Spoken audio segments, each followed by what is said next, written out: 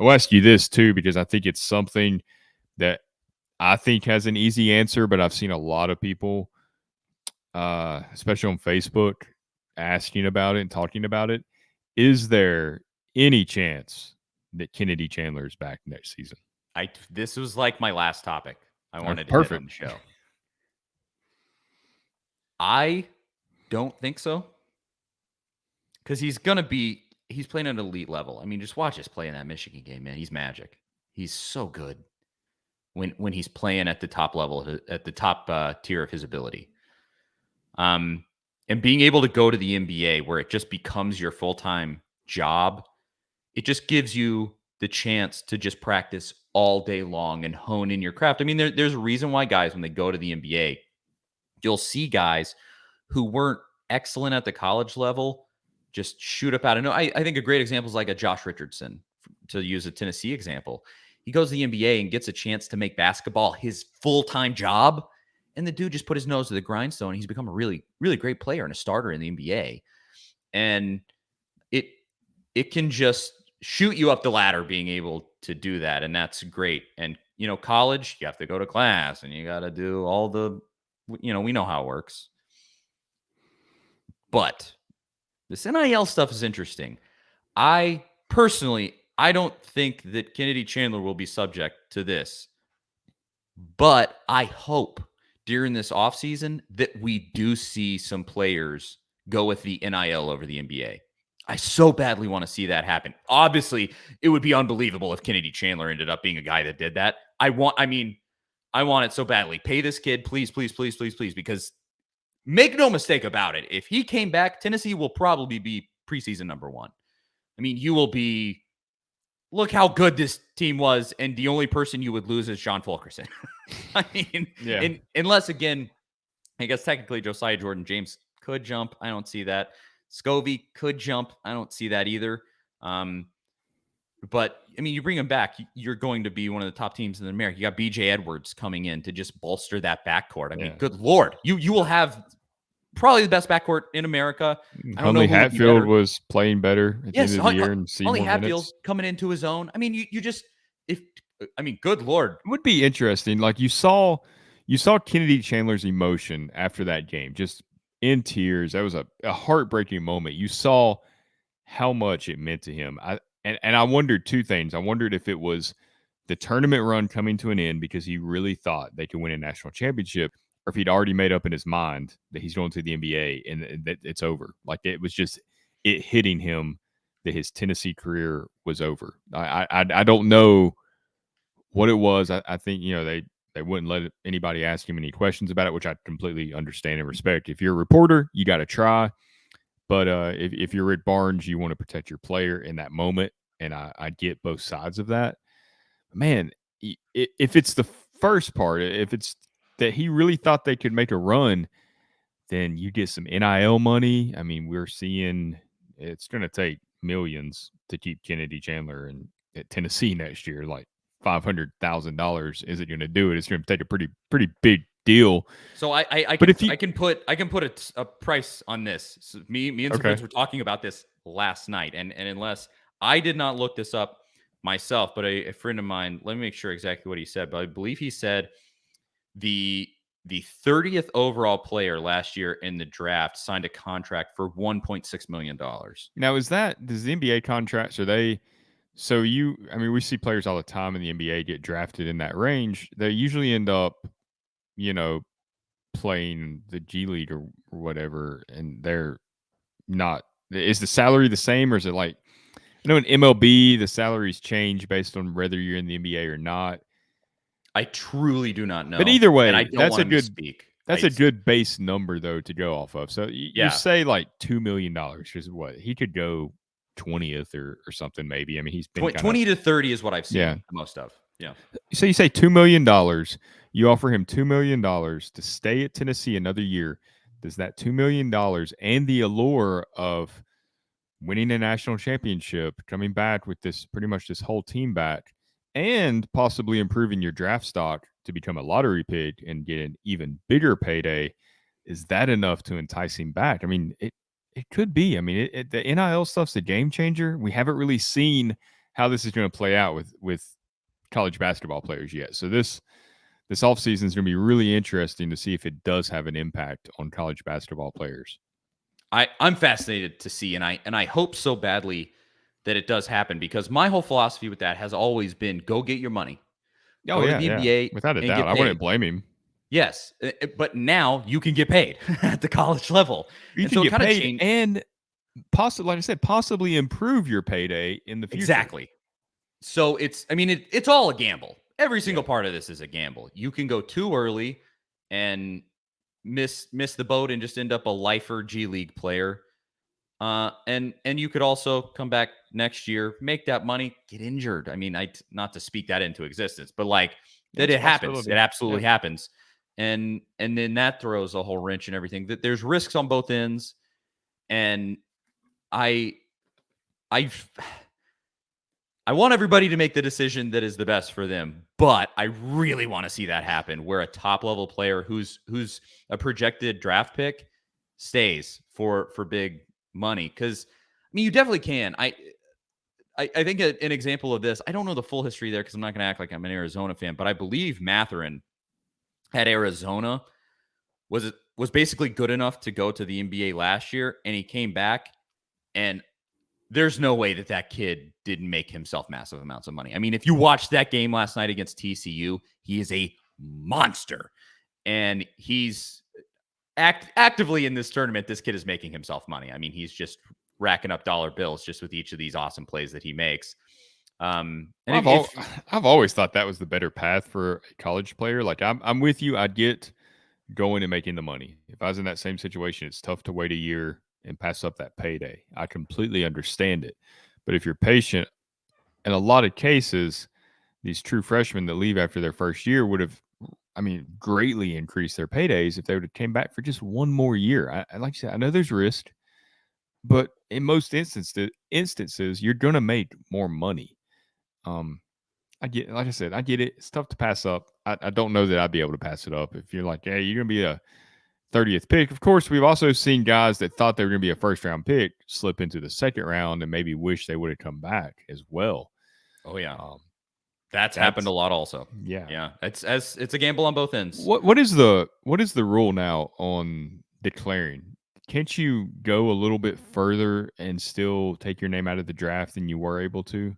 So with the NIL stuff, it was previously if you didn't sign with an agent, I think you can you could, hire. because didn't Admiral did this. Admiral Yeah, Schofield, before yeah. his senior season, he went, did workouts for NBA scouts and stuff, and then decided he wanted to come back because they just didn't tell him what he wanted to hear.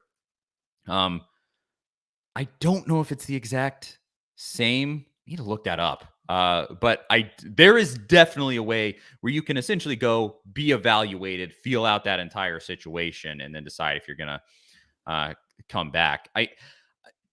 You look at the entire landscape of the NIL. I don't know that anything makes more sense than a situation like with a kid like Kennedy Chandler, because with totally fresh recruits, you have no idea what you're getting.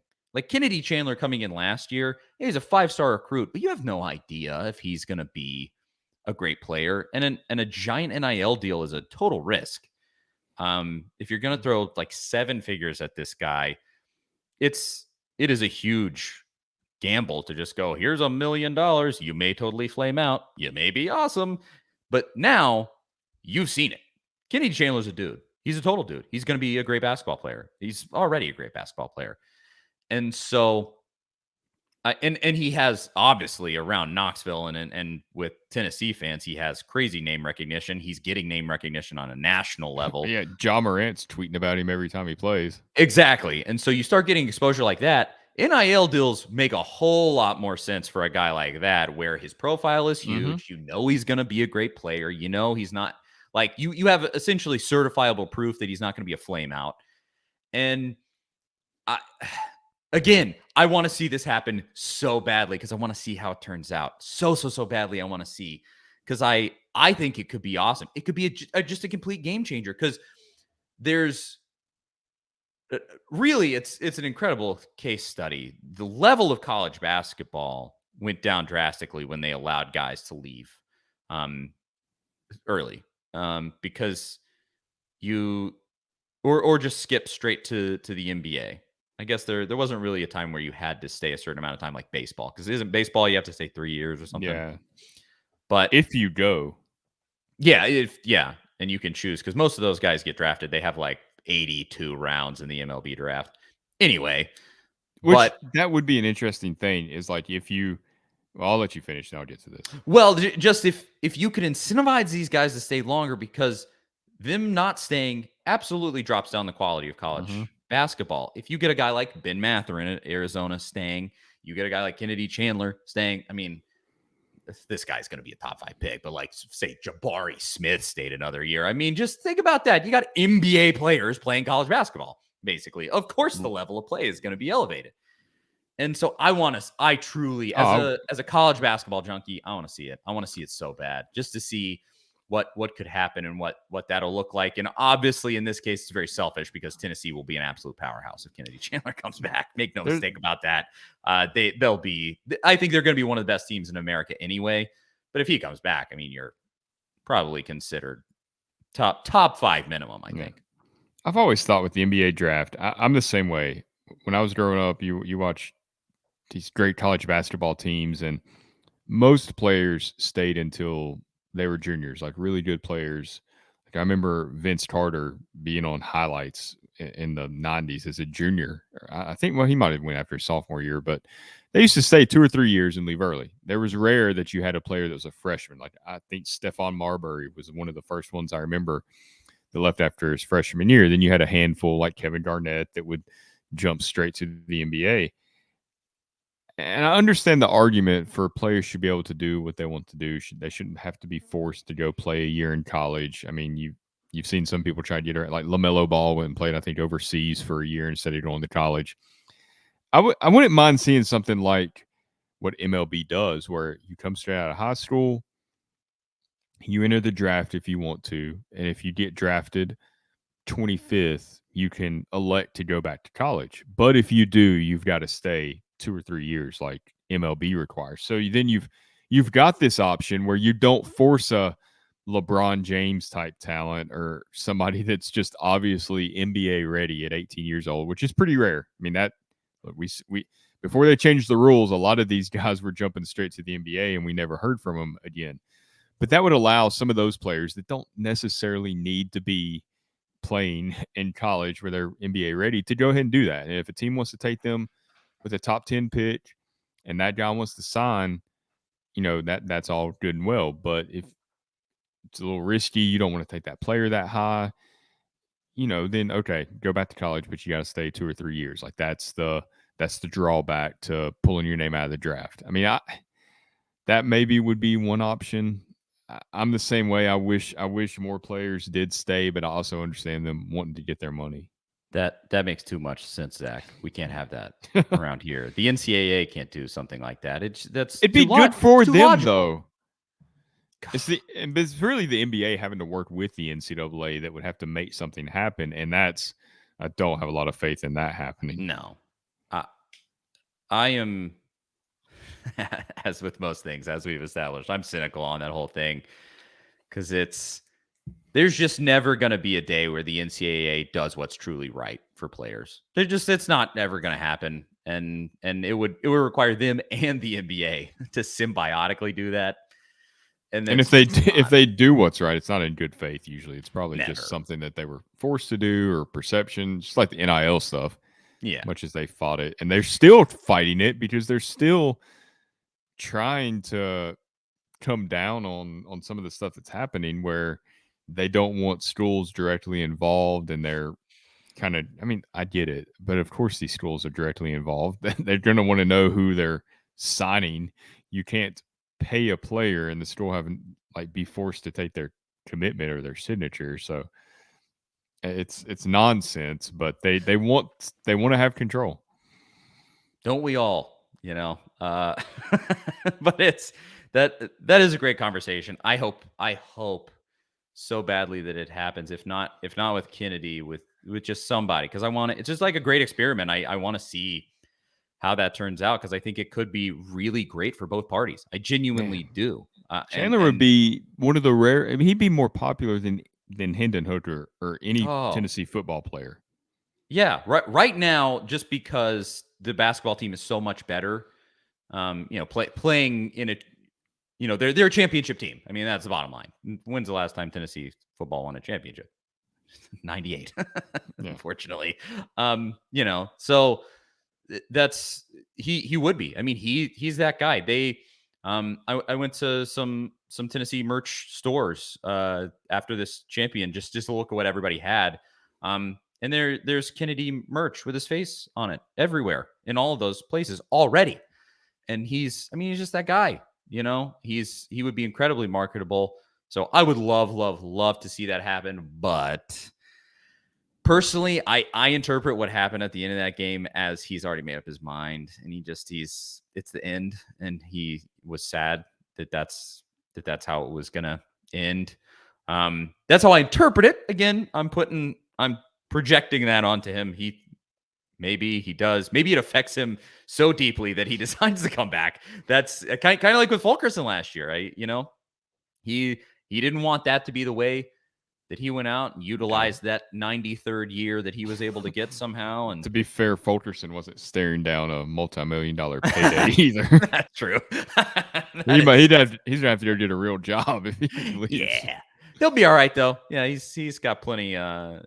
He's a legend around these parts now, so that shouldn't be a problem. But we covered most bases. I think we're edging on going long here. Although we did almost 90 minutes last week, so who really cares? But